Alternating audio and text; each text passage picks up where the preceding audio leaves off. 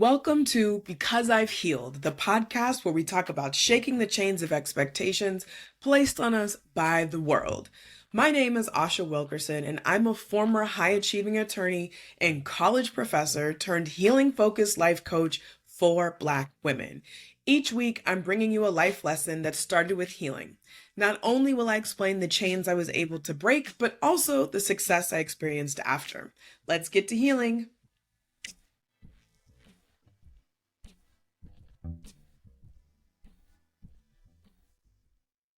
Hey there, I'm happy to be back for this episode of Because I've Healed. I've taken a few weeks off because I was doing some traveling. And not just traveling, actually. I hosted a retreat, the Homecoming Retreat in Ghana, specifically for Black women who are ready to reconnect with themselves and their ancestors on sacred land in Ghana. And we had a really good time. I'm actually going to record a separate podcast episode about that, but I wanted to get this one out of the way first.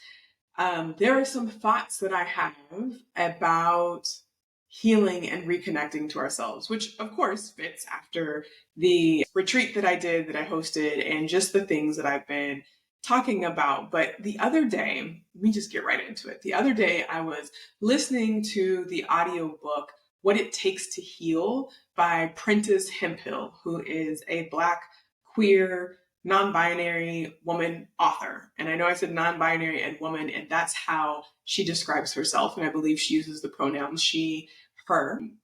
But one of the things that stood out in the chapter that I have known and haven't necessarily been able to articulate, but it keeps coming up, is that as children, there's so many decisions that are made for us before we can even form opinions for ourselves. So she was speaking about her experience of being a young Black girl growing up in New York and what that meant.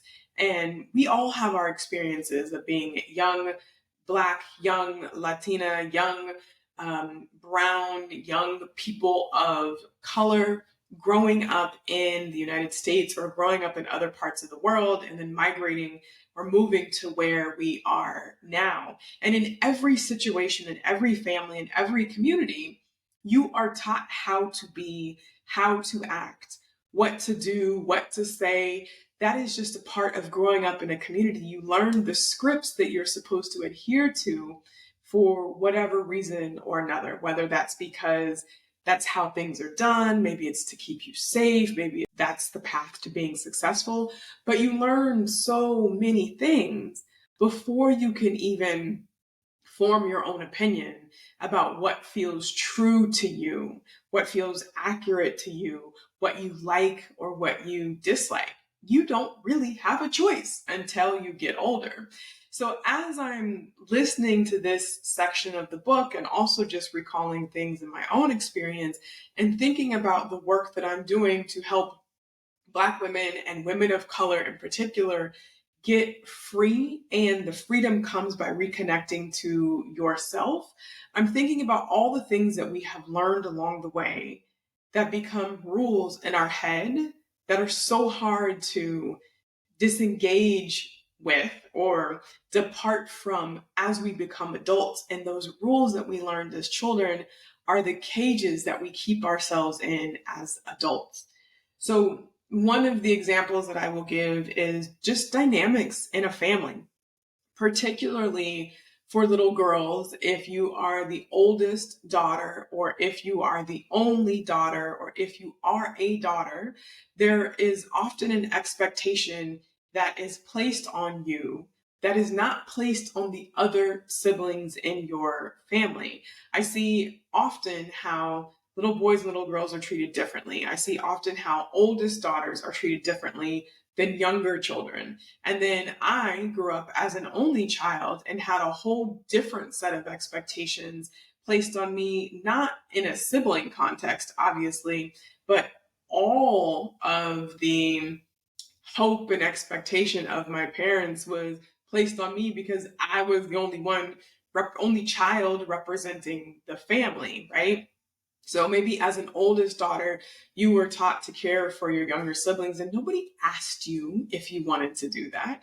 Maybe as the daughter or as a daughter in the family, you were given tasks of cooking and cleaning or doing things in the house, or had a curfew, while your brother didn't have the same expectations. I remember, and I'm so grateful for this, I had a conversation with my mom and my dad actually years ago. And I just remember, because I didn't understand gender roles until I got to college. And one of my dear friends, I needed some help putting steering fluid in my car. I had an older car, it was manual transmission, and I knew it was getting hard to steer, so I knew I needed steering fluid, and I couldn't get the cap off. And so I drove over to my friend's house, and he looked at me, he couldn't get it off. And so he was frustrated. He looked at me and said, "Why are you doing man things?" And I was like, "What? What are these man things that you're talking about?" And my parents had taught me just to take care of myself. If you're going to have a car, you need to learn how to do the basic things so you don't get stuck. You need to learn how to change a tire. You need to learn how to put more oil into it. If there's a problem with the oil, you need to learn where the antifreeze goes, all of that stuff. And I remember mentioning that to my mom and to my dad, because I had the little dolls as a kid, but I also had the tool set, and I was outside with my dad building stuff, and I was inside with my mom while she was cooking stuff. And I think that was a very unique experience growing up as an only child. But one of the expectations that got placed on me through actual statements and then also through experience was that I would learn how to take care of myself, and that I would always take care of myself, which is a good thing to teach somebody. But what it developed into is being harder and challenging to ask people for help. And also, dare I say, not recognizing exactly when I need help right away, because I'm thinking, I should figure this out. I've had enough experience, or who's going to help me? There's no one that I can ask because my parents aren't here, and whatever, right? The situation may be different for you. As an oldest daughter, maybe you are used to caring for people, and you're used to making sure that everybody else is okay, and nobody turns around and asks you if you're okay. Maybe if you had a brother when you grew up, you could see the difference in the expectations and how he was allowed to get away with things that you weren't allowed to get away with. And these were just the rules. Maybe you were the smart one in your family. And so your parents would tell you how proud they are of you because you always get such good grades, and how they never have to worry about you and you're never a problem. And while this sounds like great praise, there's something that happened where you believed that you had to keep getting good grades or keep showing up in this particular way in order to get that love and affection from your parents. All of us learn rules about how to be, right? I learned very early on that I needed to show up at school in a certain way. I learned that I couldn't have an emotional outburst like my white friends because I was the tall Black girl and often the only Black kid in the school, and that they didn't look at me the same way. And so I learned how to be really aware of the space that I took up, both physically and also emotionally in situations. And these rules that we learn as younger children about how to move and groove in a world are often not our choice to take on, but we have either been told that this is how we're supposed to act or maintain ourselves, or we learn that this is the way that we get the love and attention that we are seeking. But what happens when those rules that we learned as young people no longer keep us safe? What happens when those rules that we learned as young people feel like a cage instead of like freedom and liberty? What happens when the beliefs that you have about what you are able to do and capable of doing are standing in the way of you actually changing your life to live the way that you want to live, or changing your relationships to show up and feel seen and heard and loved and protected in the way that you want to feel seen, heard, loved, and protected? We learn how to keep ourselves safe, but what happens when those rules that we are adhering to no longer keep us safe, but they just keep us stuck and disconnected? Now, one of the things that happens too when we put on these rules as children and when people reinforce them is that we lose, or maybe we don't ever get the chance to actually to develop our internal connection with ourselves. I know, and we talk about this with parents of younger kids. Now there's a trend away from teaching kids to speak when they're spoken to. There's a move away from requiring small children to hug an adult when they greet them, or saying, if you don't feel comfortable, right, then you don't have to do that anymore. But when we were younger, we had to speak. We had to be polite. We had to give the hug. We had to do all of the things that were seen as necessary to be polite in our communities and in our societies. And oftentimes those rules and those pleasantries and the regulations contradicted what we knew was right for us inside. Like maybe we knew that it wasn't fair that I should have to watch what I wear as I was going to say a young woman, but as a woman in general at any age. But my male friends never grew up being taught how to respect women independent of what she has on. Those kinds of things, those kinds of frictions in what the rules are versus what we know begin to create a distrust within ourselves. If I have always learned that I am supposed to show up this way because this is what is expected of me, I'm supposed to be the one that gets the good grades, the one that has the good job, the one that is the hope and the joy of the family. But the things that I was doing no longer align. When I have lost my connection with myself, it is really hard to say that these rules don't fit me anymore, and to pivot and to create some new parameters for how I want to live. Now, you can go out into the world and for the most part show up however you want to, right? You can. And if you were listening to this podcast, you probably have some desire to make a change, to heal a little bit more, to show up a little bit differently, to work in a different way, to change the relationships that you have. And there's a fear that you have, that a discomfort that you have because you're not sure if it will work. And the reason why you're not sure if it will work is because you're not sure if it's okay to choose yourself over the rules that you have learned.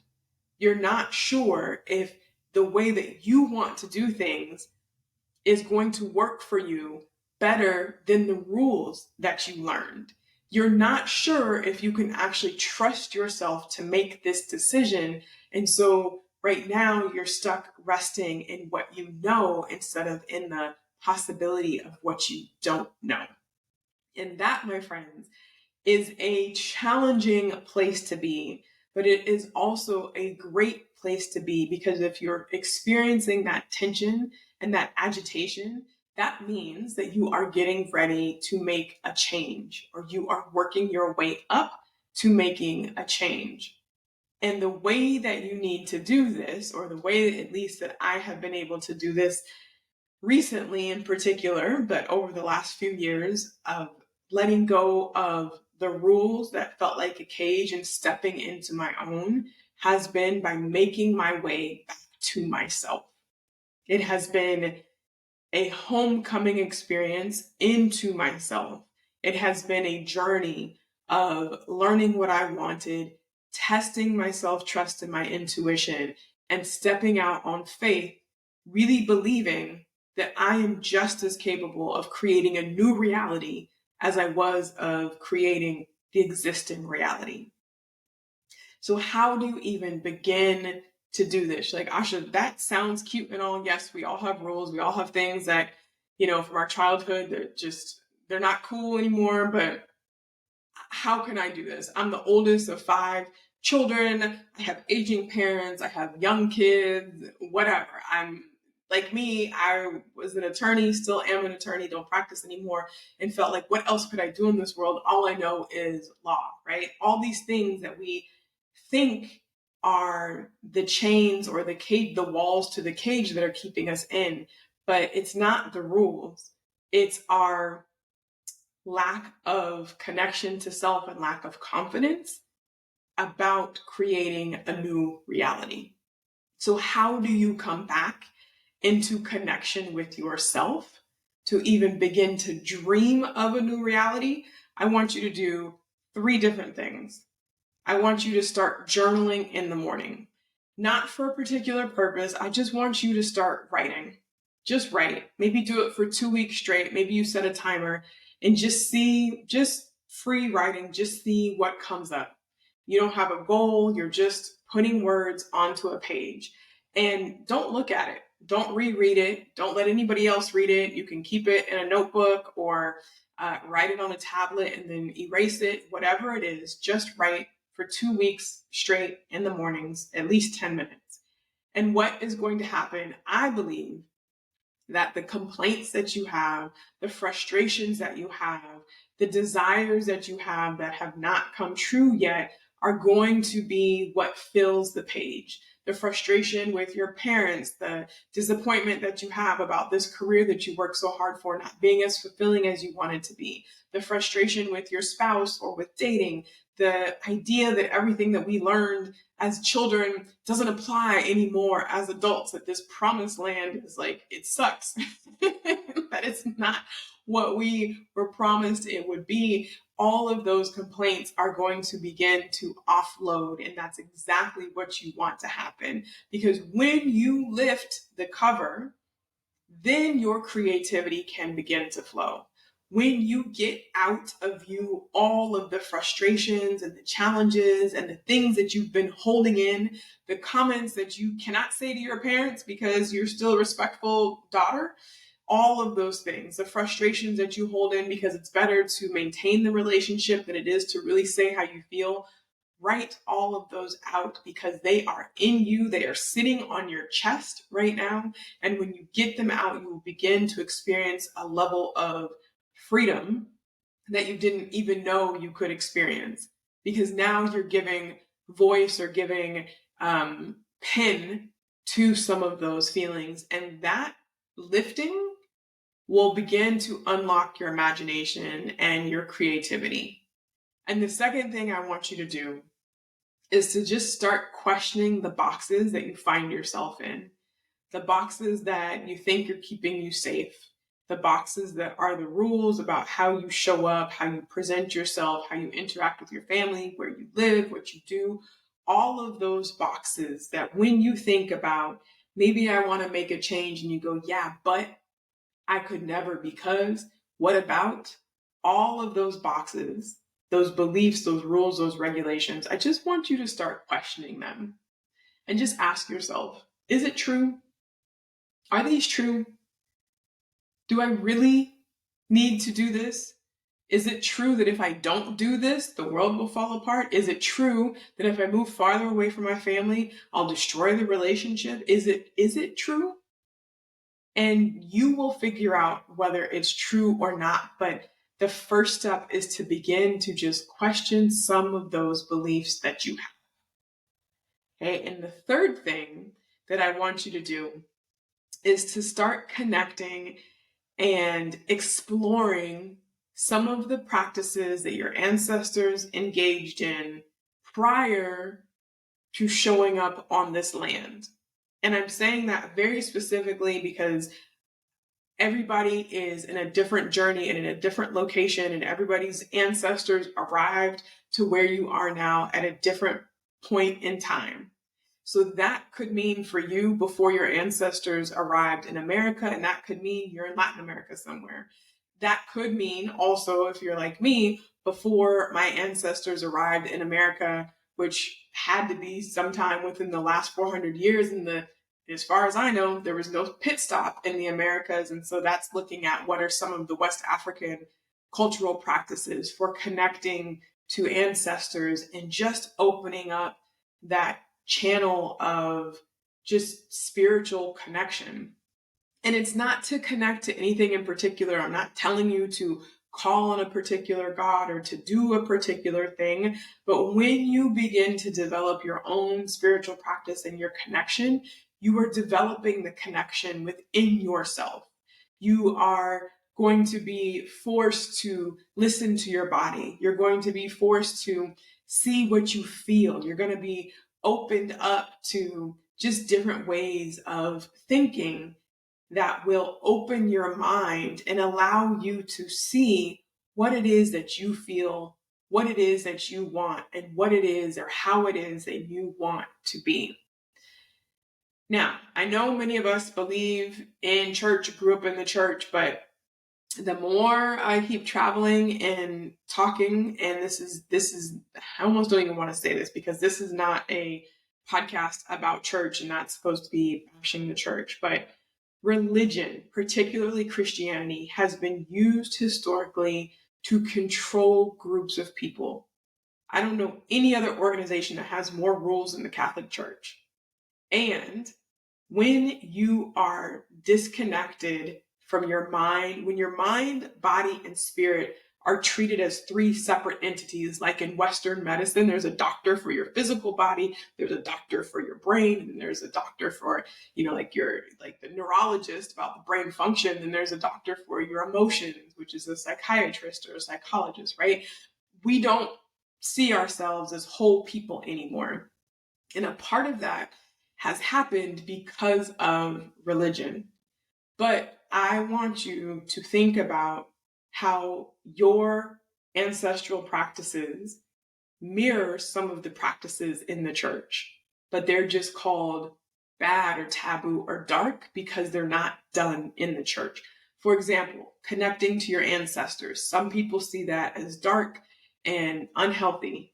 Do you know how many dead people they have on the walls of the church? They're called saints, y'all. those aren't even your ancestors. But if you've ever prayed to the Virgin Mary or worn a Saint Christopher around your neck, or any of these other entities that you've prayed to or talked about, that isn't that different from you connecting to the ancestors in your lineage. It's just the ancestors in your lineage.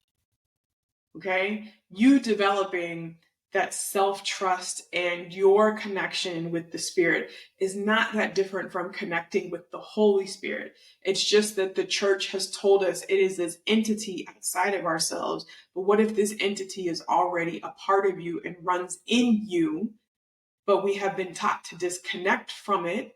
Because if we are divided as people, our physical, our mental, and our emotional body is divided, then we're easier to control. This was not the tangent that I had planned to go off on, but I just want to say this because if you're feeling like, oh my gosh, I don't know if I can do this for myself because this is dark, what is she talking about?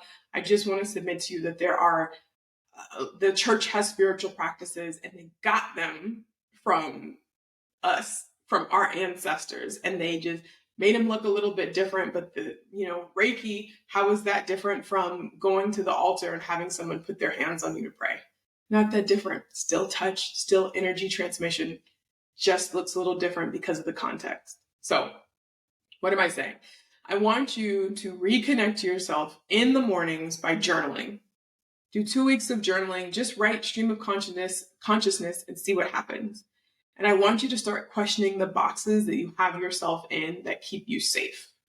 And then lastly, I want you to begin to reconnect to yourself by looking up some of the spiritual or ancestral practices that you are curious about. Start learning about the practices of your ancestors before they were brought to this land, however you define that time period.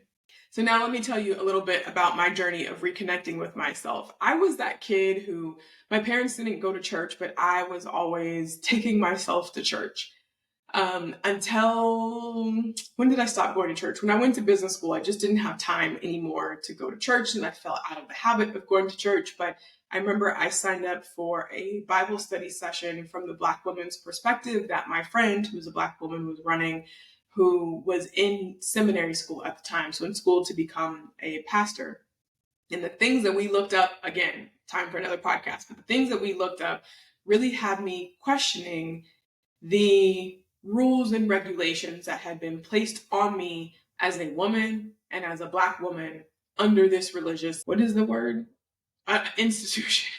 So the things that I learned really had me questioning what were the rules and regulations that had been placed on me as a Black woman and a woman under this religious institution.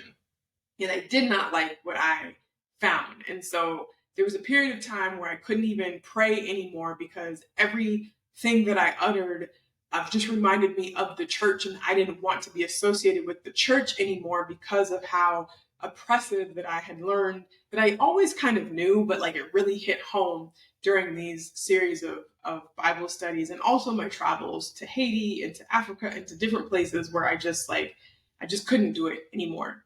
And my mom has always had a psychic gift that she did not use in terms of like charging people money or anything like that. And oftentimes she wouldn't talk about it, but when I was little, she would bring it up, a few times here and there. And so I decided to take a class to understand what the clear senses are. The clear senses, when they're talking about that, are kind of like your psychic gifts, but really it's tuning into energy and learning how it shows up. So there's clairaudience, that's when people hear; clairsentience, when you feel things in your body; claircognizance, that's when you know things; clairvoyance, you've probably heard of that one, that's when you see things; there's another Claire one that I can't remember the name, but it's when you might smell things. Maybe you smell your grandmother's perfume or your grandfather's cologne or like a cigarette when you think about somebody who's passed on, they used to smoke. And I became really interested in opening up these channels and really tuning into my gifts, because at that point in time, I felt like my body was completely dead. I couldn't feel anything. And of course, I had years of conditioning of following the rules and not following my gut or my intuition. I had years of doing the right thing, but not necessarily doing the right thing for Asha. And at this point was when it really started to diverge, because I started to feel a little bit burnt out and like I maybe wanted to go a different way than the path that I had been on, but I didn't know what that could look like. And I had zero self-trust that I could figure it out or even make a change. So I started to develop these gifts and this curiosity. And really, this started in 2020. And so it's been 4 years now of this kind of deep dive into this realm. And the best thing that I have gotten out of it is this deeper connection to myself. My body feels things. I get messages now in my body where when I first started, my body was completely dead and devoid of like feeling sensation. Like maybe I would get like a pit in my stomach or get a little bit of nervousness, but I couldn't feel things. I remember my mom and I were doing this exercise and we were supposed to be looking at each other, and she was like, "Oh, I just feel this heart connection and feel all this love going back and forth." And I was like, "I don't feel a thing. I mean, I love you, Mom, but I don't feel a thing." And she was like, "What?" And it's just because my body just hadn't turned on yet at that point. Anyway, I have been able to reconnect to myself and have been able to decide for myself what it is that I want.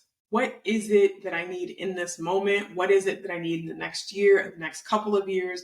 How do I feel? Where do I want to go? How do I want to be? And I have gotten to a point where I am now comfortable letting that feeling lead for me. But I had to undo and let go a lot of the rules that I had subscribed to, a lot of the things that had kept me safe, a lot of the things that had brought me success to this point. And I had to realize that the rules that I had followed that got me to this point had now become a cage and kept me enclosed and kind of kept me from spreading my wings in the way that I wanted to. And so I began to explore and just be curious about different ancestral practices. I went to Ghana, learned more about the history of Black people prior to being trafficked to the United States, learned, new things that my history and my story doesn't have to start with this tragic birthing in America, being second-class citizens. It started way before that. My self-identity really started to change. And the more that I got in touch with myself, then the stronger I feel like I became. And the less bothered and worried about the world I became as well. And so I want the same thing for you. Over the years, I have realized how important this ancestral work is. It's connecting to our ancestors, leaving behind the things that our ancestors gave us that we do not need anymore, but also connecting to the joy and into the love that our ancestors have for us, and understanding what they want for us so that we can make decisions that are in our best interest and not the decisions that just go along with the status quo, because that's how things have always been done. One of the things that really helped me along the way were three things: astrology readings, intuitive readings, and tarot card readings. I would go to different people that I trusted, and also breath work. I would go to different people that I trusted and ask for a reading, particularly when I was feeling unsure of myself, when I had an idea, but I wasn't quite sure what to do. And it ended up being confirmation and affirmation and a little bit of inspiration so that I could get in better touch with myself and begin to make my own decisions. Because I received so much from these intuitive readings and tarot card readings and all of the readings, I want to use this to help guide you in your journey of reestablishing contact with yourself, and then strengthening the contact that you have with yourself so that you can be led by your own intuition, your own guidance, and by your own connection to your ancestors and your guides. Gosh, if you had spoken to me a year ago, this sounds so like woo, off the charts. And sometimes I'm like, who are you now? But this transformation that I have gone through has been absolutely incredible. And it hasn't been loud. It hasn't been in anybody's face. It's been a really good internal transformation where I think I look a little bit younger, less stressed out. I feel better. My mom is like, oh, I guess doing all of this stuff was great for you, where she used to worry, of course, that I was giving up this career. And now she's like, okay, all right, I see it.